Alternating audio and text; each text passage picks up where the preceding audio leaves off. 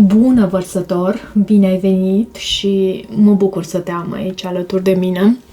Hai să vedem pentru tine ce mesaj avem în ceea ce privește ce urmează în conexiunea ta. Și vreau să încep cu acest oracol. Ce urmează în conexiunea voastră, în conexiunea ta cu persoana iubită? Ce urmează aici? Pentru vărsător, te rog, Spirit, să-mi oferi mesaje pentru vărsător. Chakra coroană vorbește despre mesaje pe care tu poți să le primești, anumite download-uri pe care poți să le primești și văd și 6 de bâte. Poate ai de a face cu un leu, poate ai leu pe harta ta natală de asemenea. O bine meritată recompensă se îndreaptă spre tine, reușită, succes, crede și vei reuși de asemenea. Văd și cartea Eremitului în ceea ce vine înspre tine în această conexiune. Eremitul este o carte care anunță înțelepciune și acțiune din înțelepciune. Da, și aceste mesaje pe care tu le vei primi din partea sinelui tău divin, din partea divinității, să știi că te vor ajuta enorm să ai parte de o anumită reușită sau poate chiar să îți oficializezi. Pentru unii nu cred că va fi pentru toată lumea, vă dați seama, dar aceste mesaje pe care tu le primești te vor ajuta să oficializezi ceva anume cu această persoană. 6 de bâte reprezintă și așa ceva. Energia ta în această conexiune, ce simți tu acum, conștient sau inconștient, unde ești tu în raport cu această legătură, ce reflectă prezența ta în această legătură. Ce reflectă prezența ta? Avem deja 3 carduri care au venit. Avem Regina de Cupe. Iubire. Este cartea care vorbește despre iubirea, această Regină de Cupe. Pajul de bâte. Și văd și turnul aici. Iar la baza pachetului avem Marea Preoteasă. Poate ai de a face cu un pești, Scorpion, mai văd aici, sau chiar și Rac, de ce nu? Comunicare. Comunicare ca din neant, care vine ca din neant, pentru că avem acest paj de bâte după această Regină de Cupe. Tu ești toată iubire, ești tot iubire, indiferent de genul pe care tu îl porți. Avem acest paj de bâte care anunță comunicare, vești, noutăți, optimism, comunicare care aduce entuziasm, mult entuziasm și într-un mod surprinzător acest lucru se petrece. Posibil tu să comunici cu această persoană sau să primești noutăți din partea acestei persoane. Marea Preoteasă poate să vorbească și despre secret. Da, despre intuiție în primul rând, dar și despre secret, despre o anumită perioadă de solitudine. Poate că o persoană de aici, nu știu dacă ești tu, va trebui să inversezi rolurile. Cineva de aici nu este foarte deschis. Hai să vedem energia celuilalt, unde se află cealaltă persoană, ce simte, ce gândește, cum percepe conexiunea, cum se poziționează celălalt față de tine. Cum se poziționează celălalt față de tine. Cavalerul de spade. Vezi tu, pentru unii poate urmăriți pentru un vărsător din viața voastră și atunci e necesar să inversați rolurile, pentru că văd aer în energia acestei persoane. Văd cavalerul de spade și asul de spade. Cavalerul de spade acționează rapid, impulsiv, impetuos, așa, și poate să fie și aspru în vorbe și în comunicarea pe care o folosește, pentru că acest cavaler de spade anunță și comunicare. Mai ales cu acest as de spade, care, iarăși, e o carte a clarității mentale, e o carte a comunicării cu claritate și autenticitate. De ce cavalerul de spade în felul în care se poziționează această persoană în ceea ce te privește pe tine? Au venit mai multe cărți, am să le primesc, deși nu mi-am propus astfel. Avem eremitul. Eremitul reprezintă zodia Fecioară și reprezintă o retragere, 6 de monede, 8 de cupe. Cineva s-a retras din această dinamică și 6 de bâte.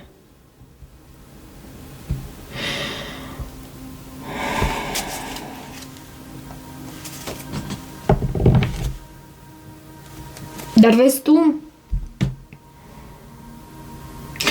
există și spionaj aici. Chiar dacă cineva s-a retras de aici, cineva s-a detașat din punct de vedere emoțional,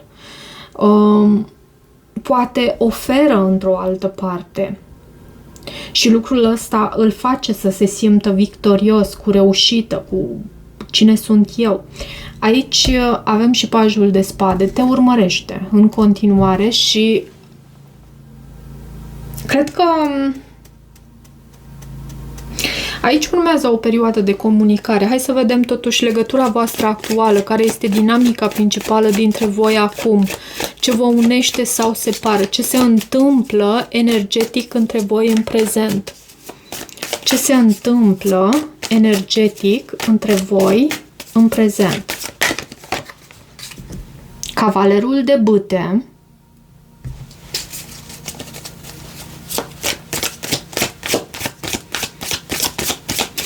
Este un card al pasiunii, al aventurii, poate chiar o aventură de o noapte, de ce nu?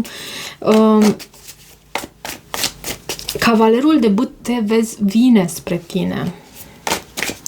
Cavalerul de bâte poate să anunțe o legătură cu un semn de foc, un leu, un berbec, un săgetător.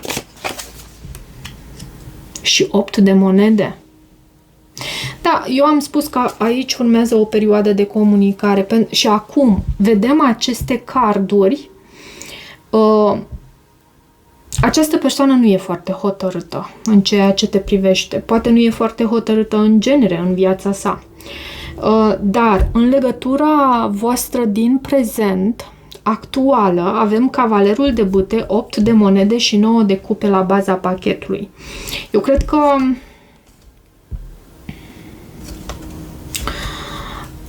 urmează o perioadă de pasiune, este o perioadă de pasiune, de fapt, în această perioadă, în care fie tu îți transferi, îți pui sufletul în ceea ce tu faci la muncă, la jobul tău, fie pentru a repara ceva anume în această conexiune. Și urmează o dorință împlinită, vine o dorință împlinită în urma investițiilor pe care tu le faci, în funcție de ce reprezintă pentru tine acest 8 de monede, urmează o dorință împlinită. Ce se vindecă în această conexiune? Karmă, lecții, traume sau tipare care se transformă prin această legătură? Ce lecție spirituală sau rană se reactivează și se cere vindecată? Ce lecție spirituală sau rană se reactivează? Doiul de spade. Cineva respinge aici și probabil asta este rana care se cere vindecată. Posibil ca lucrul acesta să rănească pe celălalt. Și, da, mai ales energia feminină. Și doiul de cupe. Aici cineva nu este, poate că nici nu este onest, dar nici nu are capacitatea de a lua o anumită decizie și lucrul acesta de data asta se pare că se vindecă. Lucrul acesta se cere vindecat aici. De fapt.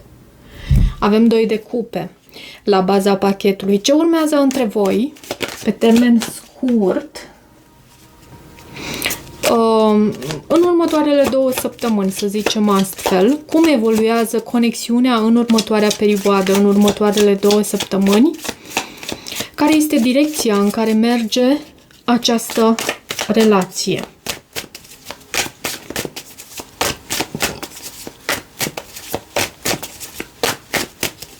este direcția în care merge această relație. Regina de monede reprezintă mama, reprezintă soția, reprezintă un semn de pământ. Poate. Regina de monede este și cartea abundenței. Ce urmează între voi?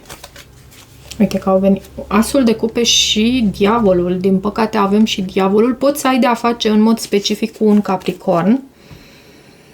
Și pajul de cupe reprezintă zodia pești. Un nou început în iubire. Dacă ai de a face cu un capricorn, să știi că urmează un nou început în iubire.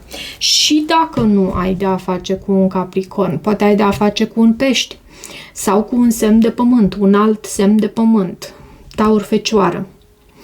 Urmează un nou început cu iubire și deschiderea inimii, ceea ce semnifică același lucru, de fapt, un nou început cu iubire.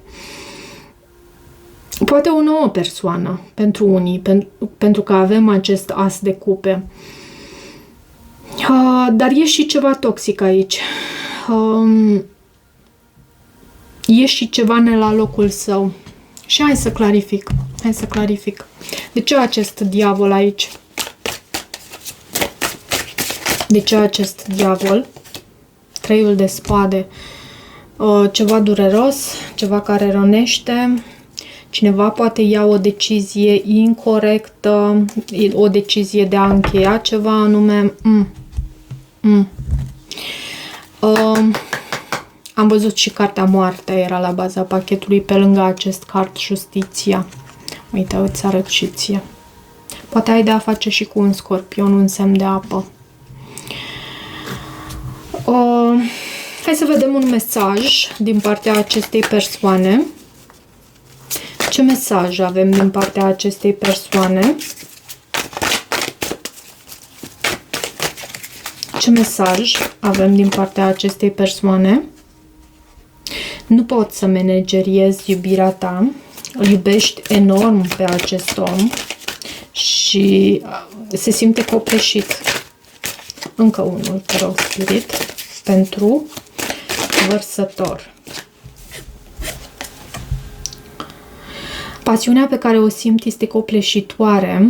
Nu știu cum să îi fac față, iar la baza pachetului sunt blocat în viziuni cu noi doi împreună. Și visul șamanului vreau să văd pentru tine ce are să transmită. Pentru vărsător, te rog, spirit, ce trebuie să știi tu sau să accepti pentru binele tău superior, ce trebuie să știe vărsătorul sau să accepte pentru binele său superior. Rătăcitorul, trăirea vieții așa cum vine. Și hoțul de vise, refuzarea chemării. Cineva refuză să răspundă chemării.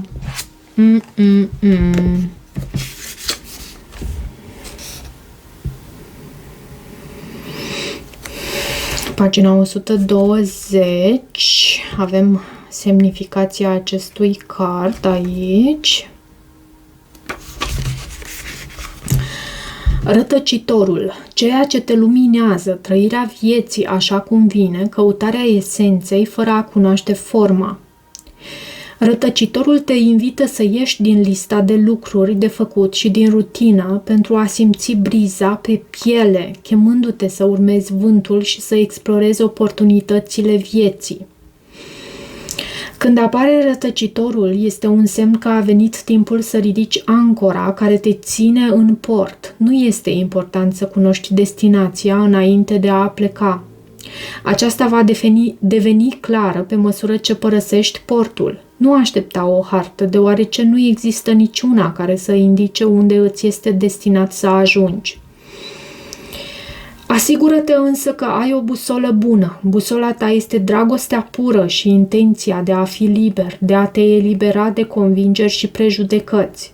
Puțini apreciază energia rătăcitorului. Aici s-ar putea să ți se pară că nu faci nimic care să merite sau că nu răspunzi așteptările altora. dar ești singurul care înțelege că ceilalți aleargă pe roata hamsterului și nu ajung nicăieri. Lenea ta este o virtute subestimată. Știi că viața te va găsi și îți va aduce tot ce ai nevoie, fără să trebuiască să cauți, pur și simplu fiind în loc să faci frenetic. Chiar dacă îți lași mintea să rătăcească, dându-i drumul să se plimbe zilnic, cheamă acasă în mod regulat pentru a-i da vești din cosmos. Rătăcitorul te ajută să găsești ceea ce cauți, chiar și atunci când credeai că nu cauți nimic. Rătăcitorul te ajută să găsești ceea ce cauți, chiar și atunci când credeai că nu cauți nimic. Foarte interesant. Ridică ancora. Este mesajul pe care îl văd aici pentru tine. Și da, dacă rezonezi cu acest mesaj, nu uita să te abonezi canalului, să mai treci pe aici, să-mi lași o apreciere și un feedback al tău. Eu îți mulțumesc și toate bune!